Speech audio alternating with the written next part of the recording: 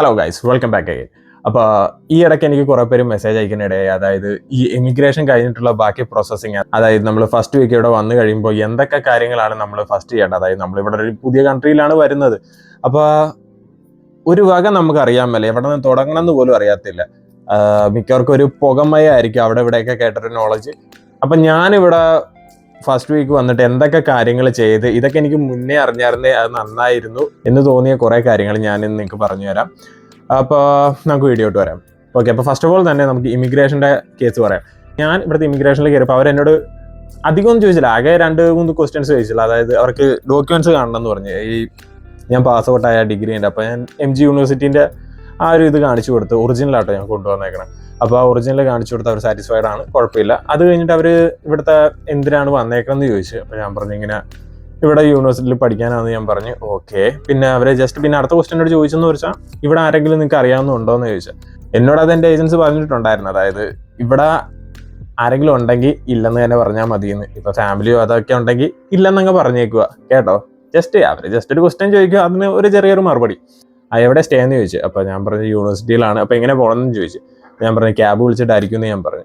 ഇത്രയും കാര്യങ്ങൾ ചോദിച്ചു. ഓക്കെ പറഞ്ഞു, പുള്ളി സീലടിച്ച് പൊക്കോളാൻ പറഞ്ഞു. പക്ഷേ വേറെ ട്വിസ്റ്റ് എന്നാന്ന് വെച്ചാൽ ഞാനും എൻ്റെ ഒരു ഫ്രണ്ടും ഉണ്ടായിരുന്നു. അപ്പം ആ മണ്ടൻ ചെറുക്കനോട് ഈ കാര്യമൊക്കെ മണ്ടൻ ചെറുക്കൻ അറിയാം. അവനോട് ചോദിച്ചു ഇവിടെ ആരെങ്കിലുമൊക്കെ ഉണ്ടോ. അപ്പോൾ അവൻ പറഞ്ഞ് ഇല്ലെന്ന് പറഞ്ഞു. അപ്പോൾ എങ്ങനെ പോകണമെന്ന് ചോദിച്ചപ്പോൾ അവൻ പറഞ്ഞ് ഫ്രണ്ട് വരുമെന്ന് പറഞ്ഞു. അപ്പോൾ അവനോട് പിന്നെ എടുത്ത് ചോദിച്ചു. അപ്പോൾ നീയല്ലേ പറഞ്ഞത് ഫ്രണ്ട് ഇല്ലെന്ന്.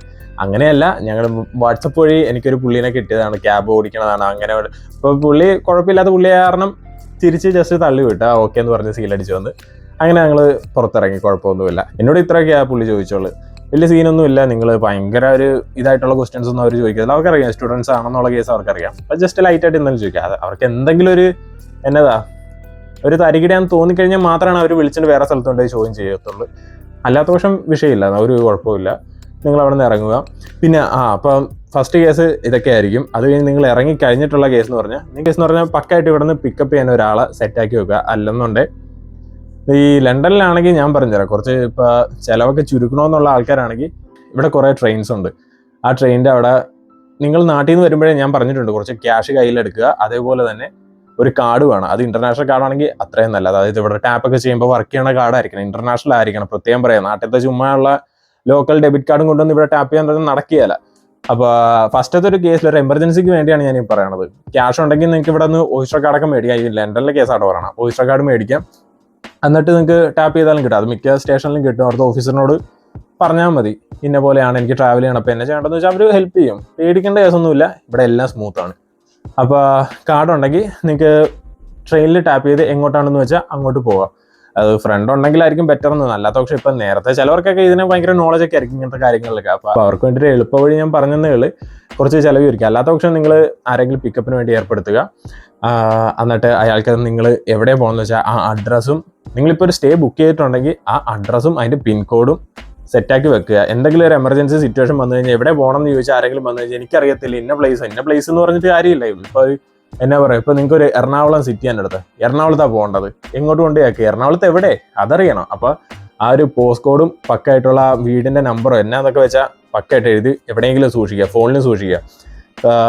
അപ്പോൾ പിക്കപ്പിൻ്റെ കേസ് ഇത്. ഇനി അഥവാ നിങ്ങൾക്ക് ആരും പിക്കപ്പ് ചെയ്യാനില്ല, നിങ്ങൾ ഇങ്ങനെ വന്നിട്ട് എന്തെങ്കിലും വല്ല ക്യാബോ വിളിക്കാൻ നിൽക്കുന്നെങ്കിൽ അങ്ങനെ വിളിക്കാം. പക്ഷേ എയർപോർട്ടിലെ ക്യാബ് എന്ന് പറയുന്നത് കുറച്ച് എക്സ്പെൻസീവ് ആണ് പൊതുവെ. അല്ലാത്ത പക്ഷം ഞാൻ ഈ നാട്ടിൽ പോയിട്ട് റിട്ടേൺ വന്നപ്പോൾ ഞാൻ ആരെയും പിക്കപ്പ് ചെയ്യാൻ വിളിച്ചില്ല. കാര്യം എന്ന് പറഞ്ഞാൽ ഞാൻ ആ കാര്യം കേസ് വിട്ടുപോയി ശരിക്കും പറഞ്ഞാൽ. പിന്നെ ഞാൻ ഓർത്ത് അന്ന് വന്നിട്ട് വല്ല ഊബറും വിളിച്ച് എങ്ങനെയെങ്കിലും പോകാൻ പറയും. പക്ഷേ ഞാൻ ആ എയർപോർട്ടിൽ നിന്നിപ്പോൾ ഒരു പുള്ളിനെ കണ്ട്. പുള്ളി ഏതോ ആഫ്രിക്കൻകാരനാണ് പുള്ളി. അപ്പോൾ ഞാൻ അവിടെ നിന്ന് ഇത്രയും പെട്ടിയും എൻ്റെ 3 പെട്ടിയുണ്ട്. അത് ഇതൊരു വേറൊരു കേസാണ്. ചില ക്യാബിൽ, ചെറിയ ക്യാബിൽ 3 പെട്ടിയൊന്നും അവർ കയറ്റാൻ സമ്മതിക്കുകയല്ല ഇവിടുത്തെ ആൾക്കാർ. അപ്പോൾ വലിയ ക്യാബ് തന്നെ നിങ്ങൾക്ക് എടുക്കേണ്ടി വരും ഇപ്പോൾ എയർപോർട്ടിൽ നിന്നാണെങ്കിൽ. അതിന് കുറച്ച് റേറ്റ് കൂടും, അത് നോക്കുക. പിന്നെ അപ്പം ഞാൻ പറഞ്ഞതെന്ന് വെച്ചാൽ ഞാനപ്പോൾ എയർപോർട്ടിൽ നിന്ന് ഇറങ്ങിയപ്പോൾ ഈ പുള്ളീനെ കണ്ട. അപ്പോൾ പുള്ളി ഞാൻ നോക്കിയത് ഞാനിവിടെ ഐ കോണ്ടാക്ട് കളക്ട് ആയത്. പുള്ളി എന്നോട് ചോദിച്ചിങ്ങനെ. അപ്പോൾ ഞാൻ യെസ് അത് പുള്ളിയോട് ഞാൻ ചോദിച്ചു, ഞാൻ ഇത്രയും വലിയ പെട്ടിയാണ് അതിനകത്ത് കയറുമെന്ന് വെച്ചാൽ പുള്ളി പറഞ്ഞു നോ പ്രോബ്ലം ബ്രദർ കം എന്ന് പറഞ്ഞിട്ട് അങ്ങോട്ട് പോയി. പുള്ളീൻ്റെ വലിയൊരു ഇനോവ പോലത്തെ ഒരു കാറായിരുന്നു, അതിനകത്ത് ബാക്കിലായിട്ട് കയറ്റി സുഖമായിട്ട് ഞാൻ വീട്ടിൽ വന്നിറങ്ങി. പുള്ളി എൻ്റെ കയ്യിൽ നിന്ന് മേടിച്ചത് 110 എന്തോ ആയിരുന്നു, 110 പൗണ്ടാണ് മേടിച്ചത്. അതിപ്പോൾ ഞാനിപ്പോൾ ഒറ്റയ്ക്കായതുകൊണ്ടാണ് എനിക്ക് 110. ഇപ്പോൾ സപ്പോസ് നിങ്ങൾ 2 പേരാണെങ്കിൽ 110 പകരം നിങ്ങൾ സ്പ്ലിറ്റ് ചെയ്ത് എത്രയാണ് 55 60 അത്രയൊന്നും വരത്തുള്ളൂ ഒരാൾക്ക്. അത് സിമ്പിൾ. ഒറ്റയ്ക്കൊക്കെ വരുമ്പോൾ ഇത്രയും എമൗണ്ട് കൊടുക്കേണ്ടി വരും. അത് ഞാൻ പറഞ്ഞു, അത് ജസ്റ്റ് എമർജൻസി കേസ്. അത് എപ്പോഴും നടക്കണമെന്നില്ല. അവിടെ ക്യാബിൻ്റെ അത് ഇല്ലീഗലായിട്ട് നിൽക്കുന്നത് ആൾക്കാരാന്ന് വെച്ചാൽ ചിലവരവിടെ ഓൾറെഡി ഞാൻ അവിടെ നിന്ന് ഇറങ്ങാൻ നേരത്ത് പറയണുണ്ടായിരുന്നു അവിടെ അനൗൺസ്മെന്റ്, ഇങ്ങനെ ഇല്ലീഗലായിട്ട് കുറേ വർക്കേഴ്സ് നിൽപ്പുണ്ട്, ലൈസൻസ്ഡ് അല്ല. അത് അവർക്കും അറിയാം, നമുക്കും അറിയാം. പക്ഷേ അതൊരു എമർജൻസി സിറ്റുവേഷൻ നിങ്ങൾ ചുറ്റിനും നോക്കുക, ആരെങ്കിലും ഇങ്ങനെ ഉണ്ടാകുന്നത്. അതായത് നിങ്ങൾക്ക് പോകാനായിട്ട് ആരും വന്നില്ലെങ്കിൽ പിക്കപ്പ് ചെയ്ത പുള്ളി എന്തെങ്കിലും ഉടായ്പൊക്കെ കാണിച്ച് പോയെങ്കിൽ ചുറ്റിനും നോക്കുക. അപ്പോൾ അവിടെ എവിടെയെങ്കിലും കാണും ഇങ്ങനെ ക്യാബ്, പുള്ളി ഇങ്ങനെ അടിച്ചത് എൻ്റെ നോക്കിയിട്ട് ക്യാബ്. എന്ന് വെച്ചാൽ പുള്ളിക്ക് വിളിച്ചു പോകാൻ പറ്റില്ല, വിളിച്ചു പോയി കഴിഞ്ഞാൽ അത് വേറെ ഇഷ്യൂ. പക്ഷേ ആ ഒരു സിറ്റുവേഷനിൽ പുള്ളി വന്ന് പറയണം. നമ്മളിപ്പോൾ എന്തിനു വേണമെങ്കിലും വേണ്ടി ഇറങ്ങിക്കഴിഞ്ഞാൽ ഒന്നും വിചാരിക്കണ്ട, എല്ലാത്തിനുമുള്ള വഴികൾ നമ്മുടെ മുന്നിൽ തന്നെ ഉണ്ട്, നമ്മൾ കണ്ണൂർന്ന് നോക്കിയാൽ മതി. ഓക്കെ, അപ്പം പിക്കപ്പിന്റെ കേസ് ആലോചിക്കുക. പിന്നെ രണ്ടാമത്തെ കേസാണ്, നിങ്ങളിപ്പോൾ നാട്ടിൽ നിന്ന് വരുവാണെങ്കിൽ സിം ഫോണിൽ ഇട്ടുണ്ട് വരാൻ തന്നെ നോക്കുക. അതായത് ഇവിടെ വന്നിട്ട് സിം ഇടാൻ നിന്ന് കഴിഞ്ഞാൽ ചിലപ്പോൾ അത് കുറച്ച് ടൈമൊക്കെ എടുക്കും, അതിന്റെ പ്രോസസ്സിങ്ങും എല്ലാം കോൺഫിഗറൊക്കെ ചെയ്ത്. അപ്പോൾ മാക്സിമം പറ്റുവാണെങ്കിൽ നാട്ടിൽ നിന്ന് തന്നെ ഫ്ലൈ ചെയ്യുന്നതിന് മുന്നേ തന്നെ ഇട്ടുണ്ട് പോരുക. അപ്പോൾ ഇവിടെ വരുമ്പോൾ പക്കായിട്ട് എല്ലാ വർക്ക് ചെയ്യും, നമ്മുടെ നാട്ടിലത്തെ സിമ്മ് തീരും. അപ്പോൾ ഇവിടുത്തെ സിമ്മിലായിരിക്കും ബാക്കി നെറ്റും കാര്യങ്ങളൊക്കെ. എന്താണെങ്കിലും നിങ്ങൾക്ക് വിസ ഓഫീസിൽ നിന്ന് ഒരു സിമ്മ് തരുമോ അവർ, അത് ഓർത്ത് പേടിക്കേണ്ട. അത് 1 month ഫ്രീ ആണ്. നിങ്ങൾ ഇവിടെ വന്നിട്ട് ഇനി ചാർജ് ചെയ്യണമെന്ന് ഓർത്ത് പേടിക്കൊന്നും വേണ്ട, 1 month ഫ്രീ ആയിരിക്കും. അത് കഴിഞ്ഞിട്ട് നിങ്ങൾ നോക്കിയാൽ മതി ബാക്കി എന്താണെന്ന് വെച്ചാൽ. അപ്പോൾ സിം ഇട്ടുകൊണ്ട് വരിക. പിന്നെ ക്യാഷും കാർഡും മറക്കരുത്, കയ്യിൽ വെച്ചോ. എമർജൻസി സിറ്റുവേഷനിൽ ഇത് നമ്മുടെ നാടല്ല, ഇത് വേറൊരു രാജ്യമാണ്. പിന്നെ ഫസ്റ്റ് നിങ്ങൾ ഇങ്ങോട്ട് വരുമ്പോൾ നിങ്ങൾക്ക് ഇവിടെ ഒരു ബാങ്ക് അക്കൗണ്ട് ഇല്ല, അത് ആലോചിക്കണം. അപ്പോൾ ക്യാഷ് ആയിരിക്കും നിങ്ങൾ ക്യാബിന് കൊടുക്കാൻ പോകുന്നത്, അത് ആലോചിച്ച് വേണം വരാൻ. ക്യാഷ് കൈ കരുതുക. ഓക്കെ, അടുത്ത കേസാണ് നിങ്ങളുടെ അക്കോമഡേഷനിൽ പോയി കഴിഞ്ഞാൽ നിങ്ങൾ ഫസ്റ്റ് ചെയ്യേണ്ടതെന്ന് പറഞ്ഞാൽ, നിങ്ങൾക്ക് എന്താണെങ്കിലും നിങ്ങൾ ഇങ്ങോട്ട് ഫ്ലൈ ചെയ്യണതിന് മുന്നേ നിങ്ങൾക്ക് എന്തെങ്കിലും ഒരു സ്ലോട്ട് ബുക്ക് ചെയ്യാനായിട്ട് വരും. ഞാൻ ഹെഡ് ഫോർ ഷെയറിലാന്ന് ഞാൻ പറഞ്ഞിട്ടുണ്ടല്ലോ. അപ്പോൾ ഞാനിവിടെ വന്നതിന് ഒരു 2 ദിവസം മുന്നേ, ഫ്ലൈ ചെയ്യണതിന് മുന്നേ എനിക്കൊരു സ്ലോട്ടിൻ്റെ ഇത് വന്നു കഴിഞ്ഞാൽ, അതായത് സ്റ്റുഡൻറ് ID കളക്ട് ചെയ്യാൻ യൂണിവേഴ്സിറ്റി പോകേണ്ട ഒരു ഡേറ്റും ടൈമും അവർ തരും. അപ്പോൾ അത് കൊടുക്കുക, എന്നിട്ട് അവിടെ പോയി സ്റ്റുഡൻറ് ID കളക്ട് ചെയ്ത് നേരെ വീട്ടിൽ വരിക. ഓക്കെ, അപ്പോൾ ഇപ്പം ഞാനന്ന് പോയ സമയത്ത് ഞാൻ പറഞ്ഞില്ല, ഞാൻ കഴിഞ്ഞ വർഷമായിരുന്നു. അപ്പോൾ അന്ന് BRP ഉണ്ടായിരുന്നു, പക്ഷേ അത് ഈ കൊല്ലത്തെ അവസാനത്തോടു കൂടി അത് നിർത്തി. ഇപ്പോൾ ഇലക്ട്രോണിക് വിസയാണ്, ഈ വിസ എന്ന് പറയും. അത് ഞാൻ ചെയ്തിട്ടുണ്ട്, അത് ഓൺലൈനായിട്ടാണ് ചെയ്യണം. അപ്പം ഇൻ കേസ് നിങ്ങൾക്ക് അതിലൊരു ഡൗട്ട് ഉണ്ടെങ്കിൽ നിങ്ങൾ എന്തായാലും സ്റ്റുഡൻറ് ID മേടിക്കാൻ പോകുമല്ലോ. അപ്പോൾ സ്റ്റുഡൻറ് ID മേടിക്കാൻ പോകുന്ന സമയത്ത് അവരോട് ചോദിക്കും ഈ വിസയുടെ കേസ് എന്താണ്. അപ്പോൾ അവർ പക്കായിട്ട് ഗൈഡ് ചെയ്യും, എന്താണെങ്കിലും അവർ ഗൈഡ് ചെയ്യും. ഞാൻ എന്തെങ്കിലും ഒരു സംശയം ഉണ്ടെങ്കിൽ ഞാൻ പറഞ്ഞതാണ്, അവരോട് ചോദിക്കുക. എന്തായാലും സ്റ്റുഡൻറ് ID നിങ്ങൾക്ക് കളക്ട് ചെയ്യേണ്ടതായിട്ട് വരും. അപ്പോൾ ആ സ്റ്റുഡൻറ് ID കളക്ട് ചെയ്യുക, ഈ വിസയുടെ കേസും ചോദിച്ചിട്ട് നേരെ വീട്ടിൽ വന്നിട്ട് നിങ്ങൾ ഫസ്റ്റ് തന്നെ ചെയ്യേണ്ടത് ഈ വിസ അല്ല BRP നിങ്ങളുടെ കൈ കിട്ടിയാൽ മാത്രമാണ് ബാക്കി പ്രോസസ്സിങ് ചെയ്യാൻ പറ്റുള്ളൂ. ഞാൻ ഉദ്ദേശിച്ചതെന്ന് വെച്ചാൽ നിങ്ങൾക്ക് എന്താണെങ്കിലും ഒരു ബാങ്ക് അക്കൗണ്ട് ഓപ്പൺ ചെയ്യണം. ഞാനിവിടെ വന്നപ്പോൾ പെട്ടുപോയ കേസ് അതാണ് ഗൈസ്. അതായത് ഞാൻ അത്യാവശ്യം കുറച്ച് ഫണ്ടാണ് കയ്യിൽ കൊണ്ടുവന്നത്. ഞാൻ പിന്നെ ടെമ്പററി ആയിട്ടാണ് അക്കോമഡേഷൻ ബുക്ക് ചെയ്തത്, അത് 2 weeksലായിട്ട് എന്തോ ആയിരുന്നു. അപ്പോൾ ഈ 2 weeksനുള്ളിൽ തന്നെ എനിക്ക് ബാങ്ക് അക്കൗണ്ട് ഓപ്പൺ ചെയ്തിട്ട് വേണം എൻ്റെ നാട്ടിലത്തെ ഫണ്ട് ഇങ്ങോട്ട് ഇവിടുത്തെ ബാങ്ക് അക്കൗണ്ടിലായിട്ട് ട്രാൻസ്ഫർ ചെയ്യണം. എന്നിട്ട് വേണം എനിക്ക് യൂസ് ചെയ്ത് ബാക്കി എവിടെയെങ്കിലും ഒരു പ്രോപ്പർട്ടി സെറ്റാക്കി എനിക്ക് മാറാനായിട്ട്. ഞാൻ ടെമ്പററിയിലായതുകൊണ്ടാണ് ഈ ഒരു ഇഷ്യൂ എനിക്ക് വന്നത്. പക്ഷേ അപ്പോൾ മനസ്സിലാക്കിയൊരു കേസാണ്, ഇവിടെ ഫിസിക്കൽ ബാങ്കും ഉണ്ട്, വെർച്വൽ ബാങ്കും ഉണ്ട്. ഫിസിക്കൽ ബാങ്കിൻ്റെ പ്രശ്നം എന്ന് പറഞ്ഞാൽ അവരുടെ പ്രോസസ്സിങ് കുറച്ച് ഡിലേ ആവും, 1 week 2 weeks എടുക്കും.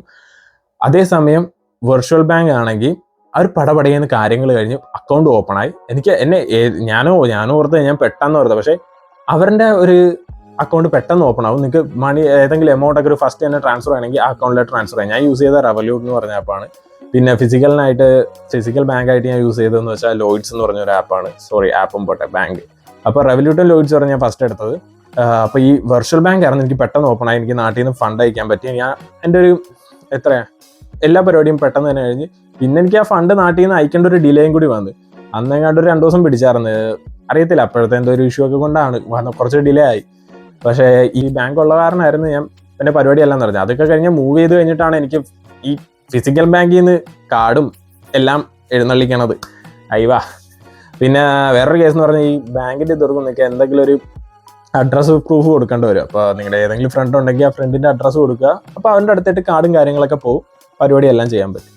അപ്പോൾ ബാങ്കിൻ്റെ കേസാണ് ഞാൻ പറഞ്ഞത്, അത് ഓപ്പൺ ചെയ്യുക ഫസ്റ്റ്. അപ്പോൾ നിങ്ങൾക്ക് പൈസയുടെ കാര്യങ്ങളൊക്കെ ചെയ്യാനായിട്ട് ബാങ്ക് അക്കൗണ്ട് അത്യാവശ്യമാണ്. ഓക്കെ, പിന്നെ ഞാൻ ഈ അക്കോമഡേഷൻ്റെ കേസ് പറഞ്ഞത് നിങ്ങൾക്ക് ടെമ്പററി ആയിട്ടൊക്കെ എവിടെയെങ്കിലുമൊക്കെ അക്കോമഡേഷൻ ചെയ്യാം. അല്ലാത്ത പക്ഷം നിങ്ങൾ ബുക്ക് ചെയ്തിട്ട് വരിക, റെൻറ്റ് ഡെപ്പോസിറ്റ് അടച്ച് പക്കായിട്ട് കയറുക. ടെമ്പററി ആയിട്ട് നിങ്ങൾക്ക് ഇപ്പോൾ ബുക്ക് ചെയ്യാമെന്ന് പറഞ്ഞാൽ മറ്റേ സൂപ്ല, റൈഡ് മൂവ്, അങ്ങനെ കുറേ ഉണ്ട്, ആംബർ സ്റ്റുഡൻസ്, എവിടെയെങ്കിലും booking.com അങ്ങനെയൊക്കെ ചെയ്തു. ഞാൻ booking.comലാണ് ചെയ്തത്. അല്ലെന്നുണ്ട് Airbnb, കുറേ ഓപ്ഷൻസ് ഉണ്ട്, അത് നിങ്ങളുടെ ഇഷ്ടം, ഞാനൊന്നും പറയാനില്ല. ഓക്കെ, അപ്പോൾ ഞാൻ ഈ ബാങ്കിൻ്റെ ഡീറ്റെയിൽസ് നിങ്ങൾക്ക് വല്ലതും വേണമെന്നുണ്ടെങ്കിൽ ഞാൻ എന്തായാലും ഡിസ്ക്രിപ്ഷനിൽ കൊടുത്തേക്കാം. UK അത്യാവശ്യം കുഴപ്പമില്ലാത്ത ബാങ്ക്സ് ആണ്. ഈ ബാങ്ക്സിന് മാത്രം വീഡിയോ ഞാൻ ചെയ്തിട്ടുണ്ട്, ഏതൊക്കെ ബാങ്കാന്ന് പറഞ്ഞ് വിശദമായിട്ട് ചെയ്തിട്ടുണ്ട്. അത് കണ്ടിട്ടില്ലാത്തവർ കാണുക.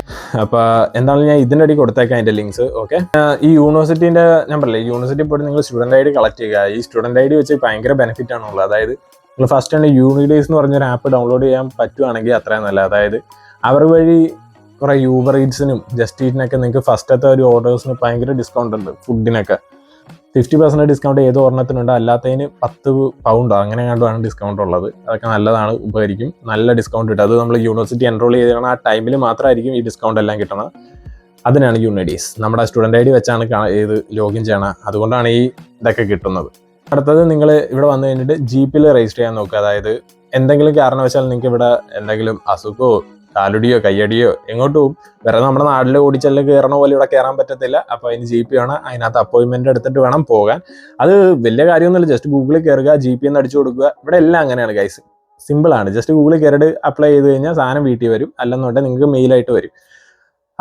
അതും ചെയ്തു വെക്കാം. മുഖ്യമാണ്. ഹെൽത്ത് ഭയങ്കര ഇമ്പോർട്ടൻ്റ് ആണ്. പിന്നെ വേറൊരു കേസ്, ഹെൽത്ത് സിസ്റ്റം വളരെ മോശമാണ്. നിങ്ങൾ നാട്ടിൽ നിന്ന് കയറി വരുമ്പോൾ നിങ്ങൾക്ക്, എനിക്കറിയാം അത്യാവശ്യം നമ്മൾ കൺട്രി ചേഞ്ച് ചെയ്താണോ തന്നെ ഫുഡൊന്നും ഓക്കെ ആവത്തില്ല. പിന്നെ നമ്മുടെ മെൻ്റൽ സ്റ്റേറ്റ് ചിലവർക്ക് ഭയങ്കര ഡിപ്രഷനിലായിട്ടൊക്കെ പോകും. അതായത് ഭയങ്കര എന്നാ പറയുക, ജോയിൻറ്റ് ഫാമിലിയിലൊക്കെ നിന്ന് ബഹളം അതും ഇതൊക്കെ കഴിഞ്ഞ് നമ്മളിങ്ങോട്ട് വരുമ്പോൾ ചിലപ്പോൾ ഒറ്റപ്പെട്ട ഒരു ഫീലൊക്കെ കിട്ടും. പിന്നെ അവരെയൊക്കെ അത്ര മിസ് ചെയ്തേക്കണം. അപ്പോൾ ആദ്യമൊക്കെ ഭയങ്കര ഡൗൺ ആയിരിക്കും. ഞാനും കുറച്ച് ഡൗണൊക്കെ ആയിരുന്നു. പക്ഷേ അന്നും പറഞ്ഞ് നമ്മളെ കൊല്ലാതിരിക്കുക. അതായത് ഫുഡൊന്നും കഴിക്കാണ്ട് എനിക്ക് വേണ്ട, ഞാൻ വിഷമത്തില്ല, അങ്ങനെയൊക്കെ പറഞ്ഞാൽ നിങ്ങൾ തന്നെ ഇല്ലാണ്ടായില്ല. അപ്പോൾ അങ്ങനത്തെ പരിപാടിയിലൊന്നും ചെന്ന് ചാടരുത്. ഇവിടുത്തെ ആൾക്കാരെന്ന് പറഞ്ഞാൽ ഇവർക്ക് അറിയാം ഇവിടുത്തെ ഹെൽത്ത് സിസ്റ്റം ഭയങ്കര ഡൗൺ. അപ്പോൾ അവർ അതേപോലെയാണ് അവരെ കൈകാര്യം ചെയ്യുന്നത്. അതായത് ഇപ്പോൾ ഒരു പ്രായമായിട്ടുള്ള ഞാൻ തന്നെ ഇപ്പോൾ ജിമ്മിൽ പോയിക്കൊണ്ടിരുന്നപ്പോൾ ഞാൻ കണ്ടത് വീൽ ചെയർ വന്ന ഒരു അപ്പൂപ്പൻ വരെ അവിടെ ഇരുന്ന് ഡമ്പൽ എടുത്തിട്ടടിക്കണം.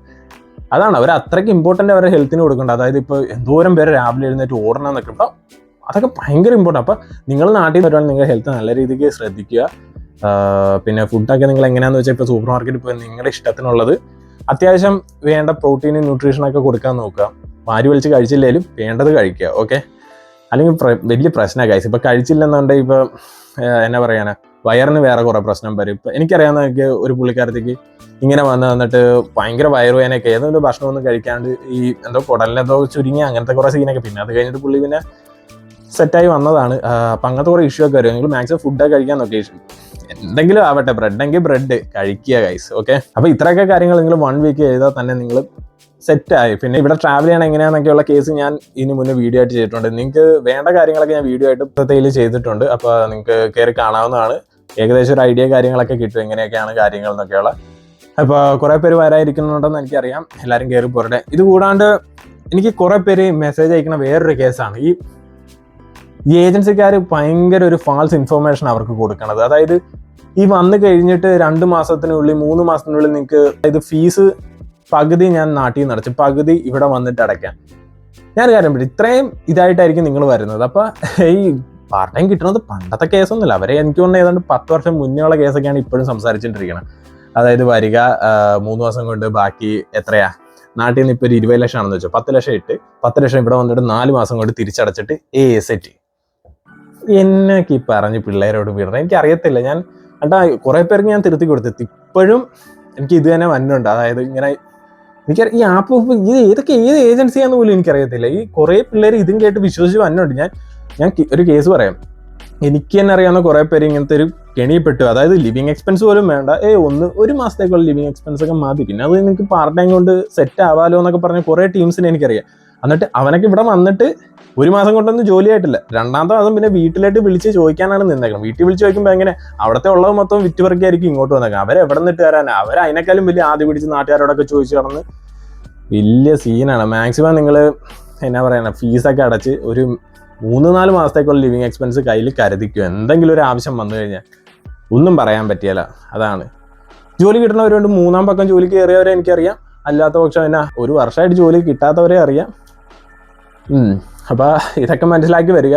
എനിക്ക് ഒന്ന് പറയാനുള്ള ഈ ഏജൻസീൻ്റെ കേസ്, ഞാനൊരു കാര്യം പറയാം. ഞാൻ വന്ന ഏജൻസി, ഞാൻ ആ പുള്ളിയോട് ഞാൻ ചോദിച്ചിട്ടുണ്ടായിരുന്നു. അപ്പോൾ ഞാൻ ഈ സെയിം കേസ്, അതെന്ന് വെച്ചാൽ നമുക്ക് അത്രയും കുറച്ച് ലോൺ എടുത്താൽ മതി എന്നൊക്കെ പറഞ്ഞാണ് നമ്മൾ ഇങ്ങനത്തെ കാര്യങ്ങളൊക്കെ ചോദിക്കുന്നത്. അതായത് പകുതി ഇപ്പോൾ ലോണായിട്ട് അടിച്ചിട്ട് ബാക്കി അവിടെ ചെന്നിട്ട് വീട്ടാൻ പറ്റും. ഇല്ല ഗൈസ്, ആ പരിപാടിയൊന്നും നടക്കുക. പുള്ളി എനിക്ക് പക്കയായിട്ട് കാര്യങ്ങൾ പറഞ്ഞു തന്നു. അതായത് എൻ്റെ ഒരു സെമിസ്റ്ററിലെ കാര്യവും, അതായത് എനിക്ക് 5 മാസത്തിനുള്ളിൽ ഫീസ് അടച്ച് തീർക്കണമായിരുന്നു. അത് ഇവിടെ വന്നു കഴിഞ്ഞിട്ട് ഫുൾ ഫീസ് 5 മാസത്തിനുള്ളിൽ അടക്കണം. പുള്ളി എനിക്കൊരു അപ്പം തന്നെ ഒരു വാർണിംഗ് തന്നു. അത് ഹൈലി റിസ്ക് ആയിട്ടുള്ള കേസാണ്. അത് 5 മാസം നമ്മൾ ഇതാന്ന് പറയുന്നത് പോവും, ഇവിടെ വരുമ്പോൾ മാസങ്ങൾ പോണത് അറിയത്ത് പോലുമില്ല. അതിൻ്റെ ഇടയ്ക്ക് ഞാൻ തന്നെ ഒരു പ്രോപ്പർ പാർട്ട് ടൈം എന്ന് പറഞ്ഞ് കയറിയത് തന്നെ ഒരു 3 മാസം കഴിഞ്ഞിട്ടാണ്. അതിന് മുന്നേ പക്ഷേ എനിക്കൊരു പക്കാന്നൊരു പറയാനൊരു പേയ്മെൻറ്റ് കൈ വന്നില്ലായിരുന്നു. അതൊരു വലിയൊരു ഇഷ്യൂ ആണ്. ഇതിൻ്റെ റെൻറ്റ് വേറെ വന്ന് അങ്ങനത്തെ കുറേ ചിലവ് നടക്കുകയല്ല. പിന്നെ ഈ പാർട്ട് ടൈം കൊണ്ട് 6-7 ലക്ഷമൊക്കെ ഒറ്റയടിക്ക് നടക്കത്തില്ല ഗൈസ്. അപ്പം എനിക്ക് ആ പുള്ളി എനിക്കൊരു വാണിംഗ് തന്നത്, അത് വലിയൊരു ഉപകാരമാണ്. അത് പറയാൻ പറ്റില്ല. അവർ നല്ല അതാണ് പറഞ്ഞ് ഈ എക്സ്പീരിയൻസ്ഡ് ആയിട്ടുള്ള ഈ ഏജൻസി ആൾക്കാരൊക്കെ ഇവിടെ ഉണ്ട് ഗൈസ്. നിങ്ങൾ ഈ ആപ്പ് ഇപ്പോൾ ഇന്നലെ മഴയത്ത് മുളച്ചു വന്ന കുറേ ഏജൻസിക്കാരനെ അങ്ങോട്ട് പോയി തല വെക്കല്ലേ. ഞാൻ കഴിഞ്ഞ ദിവസം എൻ്റെ ഏജൻസിയിലെ പുള്ളിയായിട്ട് ഞാൻ സംസാരിക്കാനിടയായി. അപ്പോൾ ഈ കേസൊക്കെ പറഞ്ഞ് പുള്ളി പറഞ്ഞിട്ട് കാര്യമില്ല, പിള്ളേരെ വിട്ട് കഴിഞ്ഞാൽ അവർക്ക് കമ്മീഷൻ അടിക്കുന്ന കേസ്. അവരിപ്പോൾ മാക്സിമം അവർ നിങ്ങളെപ്പറ്റി ചിന്തിക്കുകയല്ല. അതാണ് വേറൊരു സത്യം. കിട്ടണ ഒരു ആപ്പ് ഇപ്പോൾ കോഴ്സ് എടുത്തിട്ട് എല്ലാം സെറ്റാ വിട്ടോ, നിങ്ങൾ അവിടെ ചെന്ന് ഇറങ്ങി ആ കോഴ്സിൽ എൻറോൾ ചെയ്ത് കഴിയുമ്പോൾ അവർക്ക് ഫണ്ട് കിട്ടും. അപ്പോൾ മാക്സിമം നിങ്ങളുടെ ഏജൻസിനെയൊക്കെ പറ്റി അന്വേഷിക്കുക, അവർക്ക് എത്ര നാളത്തെ എക്സ്പീരിയൻസ് ഉണ്ട്. ഞാൻ ഇത് ചെയ്യേണ്ടെന്ന് ഓർത്താണ്, പക്ഷേ ഇത് ഞാൻ തരാം. ഞാൻ എന്താണെങ്കിലും ഞാനും ഒരു ഏജൻസി ത്രൂ ആണ്, ഞാനും കുറേ ഏജൻസിയായിട്ട് കണക്ട് ചെയ്തതാണ്. ലാസ്റ്റ് എന്നിട്ട് സോർട്ട് ചെയ്തിട്ടാണ് ഒരു ഏജൻസി ഞാൻ ഫിക്സ് ചെയ്തത്. അവരുടെ കറക്റ്റ് ആയിട്ടുള്ള ഡീറ്റെയിൽസും പക്കായിട്ടുള്ള ഇൻഫർമേഷൻസ് തന്നു. അതായത് ഈ ഫീസിന്റെ കേസ് ആണെങ്കിലും പകുതി അടച്ചിട്ട് അവിടെ ചെന്ന് പകുതി അടക്കം നടക്കുകയില്ല. അതായത് സെമിസ്റ്ററിന്റെ കാര്യമൊക്കെ അവർ പക്കായിട്ട് എനിക്ക് ക്ലിയർ ആയിട്ട് പറഞ്ഞു തന്നു. പിന്നെ ഞാൻ എടുത്തേക്കുന്ന 2 years ആണ്. അതും അവരുടെ റെക്കമെൻഡേഷൻ പ്രകാരമായിരുന്നു. കാര്യം എന്ന് വെച്ചാൽ എനിക്ക് 4 years കിട്ടും. നിനക്കിപ്പോൾ ഒരു 3 year കഴിഞ്ഞ് ഇപ്പോൾ സാധാ എടുക്കുന്ന പിള്ളേർ പോകേണ്ട ഒരു ടൈമാവും. നിനക്ക് പിന്നെ 1 year ഉണ്ട്. പിന്നെ നിനക്ക് കൂടുതൽ എങ്ങനെ പ്ലാനിങ് ചെയ്യാനുള്ള ടൈം എല്ലാം കിട്ടും എന്നൊക്കെ പറഞ്ഞ് എനിക്ക് വേണ്ട കാര്യങ്ങൾ ഞാൻ ക്വസ്റ്റൻ ആയിട്ട് ചോദിച്ച് അവരെനിക്കും വേണ്ട മറുപടിയും തന്നു. അതാണ്. അപ്പോൾ ഞാൻ കഴിഞ്ഞ ദിവസം ആ പുള്ളിയായിട്ട് വിളിക്കാൻ ഇടയുണ്ടായി. അപ്പോൾ പുള്ളി കുറേ കാര്യങ്ങൾ എന്നോട് പറയുകയും ചെയ്തു. അപ്പോൾ ഞാൻ ഏജൻസിൻ്റെ ഡീറ്റെയിൽസ് ഞാൻ ഇവിടെ തരാം. നിലവിൽ 100+ യൂണിവേഴ്സിറ്റി ചെയ്യുന്നുണ്ട്. കൂടാണ്ട് പ്ലേസ്മെൻറ്റോട് കൂടിയുള്ള പക്കായിട്ടുള്ള ഡീറ്റെയിൽസ് അവർ നിങ്ങൾക്ക് തരും. അവരായിട്ട് സംസാരിക്കേണ്ട താമസം. അവർ നല്ല സപ്പോർട്ടിംഗ് ആണ്. അപ്പോൾ ഡിസയർ സ്റ്റഡി അബ്രോഡ് എന്നാണ് ആ ഏജൻസിൻ്റെ പേര്. അപ്പോൾ ഞാൻ ഇവിടെ കൊടുത്തേക്കാം. പ്ലേസ്മെൻ്റ് ഉള്ള കോഴ്സ് കാര്യങ്ങളെല്ലാം നിങ്ങൾ തന്നെ ഒരു ഐഡിയ ഒക്കെ ഇന്ന കോഴ്സ് പഠിക്കുക, എന്നിട്ട് അവരോട് ചോദിക്കുക. അല്ലാണ്ട് ആരെങ്കിലും തരുന്നത് കേട്ട് നിൽക്കരുത്. നിങ്ങൾ ഗൈഡ് ചെയ്യാനാണ് അവരുള്ളത്. അപ്പോൾ നിങ്ങൾക്ക് ഫസ്റ്റ് ഞാനൊരു തലയിലൊരു മൂളം വേണം. എന്നിട്ട് അവരോട് ചോദിക്കുക. അവർ നിങ്ങൾക്ക് പക്കായിട്ടുള്ള ഇൻഫർമേഷൻ തരും. ഞാൻ ആ പ്രോവിനോട് സംസാരിച്ചിട്ടുണ്ടായിരുന്നു. ഞാനിങ്ങനെ അപ്പോൾ യൂട്യൂബിൽ പറയാമെന്ന് പറഞ്ഞു. അപ്പോൾ പ്രോ പറഞ്ഞ് ഓക്കെ പറഞ്ഞിട്ടുണ്ട്. അപ്പോൾ ഇത് കൂടാണ്ട് ഇവർ ഇവിടെ അല്ലാണ്ട് കൺട്രീസും ചെയ്യുന്നുണ്ട്. പിന്നെ നിങ്ങൾക്ക് വേറൊരു കേസ് അറിയാമെന്ന് അറിയത്തില്ല. ഇപ്പോൾ ലണ്ടനിലൊക്കെയുള്ള കുറേ യൂണിവേഴ്സിറ്റി ദുബായിലും ഉണ്ട്.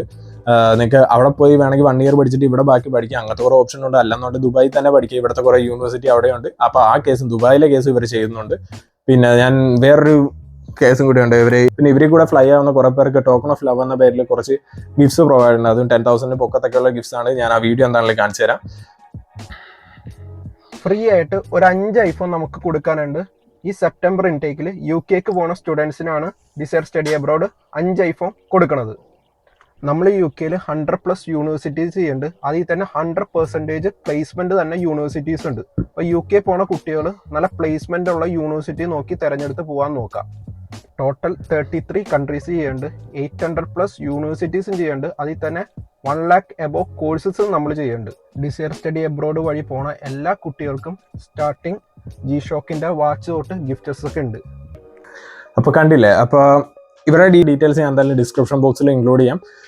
വേറെ എന്തെങ്കിലും ഇവരെ പറ്റി ഡൗട്ടൊക്കെ ഉണ്ടെങ്കിൽ എൻ്റെ ഇൻസ്റ്റാഗ്രാം പേജിൽ ചോദിച്ചാൽ മതി. ഞാൻ പക്കായിട്ട് ഗൈഡ് ചെയ്യാം. പിന്നെ വീഡിയോ കണ്ടിട്ട് അവരെ കോൺടാക്ട് ചെയ്തെന്ന് പറഞ്ഞു കഴിഞ്ഞാൽ അവർ വേണ്ട ബെനിഫിറ്റും കാര്യങ്ങളൊക്കെ ചെയ്തു തരും. അതോർത്ത് പേടിക്കേണ്ട. ഞാൻ എന്തായാലും സംസാരിച്ചിട്ടുണ്ട് അവരായിട്ട്. ഇത്രയൊക്കെ തന്നെയാണ് നമ്മുടെ വീഡിയോ. ഇപ്പോൾ എമിഗ്രേഷൻ്റെ കാര്യങ്ങളൊക്കെ ഒരു ചെറിയൊരു ക്ലാരിറ്റി കിട്ടിയെന്ന് ഞാൻ വിചാരിക്കുന്നു. പിന്നെ എനിക്ക് കുറേ പേര് ചോദിച്ചിട്ടുണ്ടായിരുന്നു ഈ വിസയുടെ കേസ്. ഈ വിസ നിങ്ങൾ യൂണിവേഴ്സിറ്റിയിൽ എന്താണ് സ്റ്റുഡൻ്റ് ഐ ഡി മേടിക്കാൻ പോകും. അപ്പോൾ അവരോട് പക്കായിട്ട് ചോദിക്കുക ഇതെങ്ങനെയാണ് കാര്യങ്ങൾ എന്നൊക്കെ വെച്ചാൽ പുതിയതായിട്ട് എൻറോൾ ചെയ്യുമ്പോൾ കുറച്ച് ഡിഫറൻ്റ് ആണ്. അപ്പോൾ അവർ പക്കായിട്ട് നിങ്ങളെ ഗൈഡ് ചെയ്യും.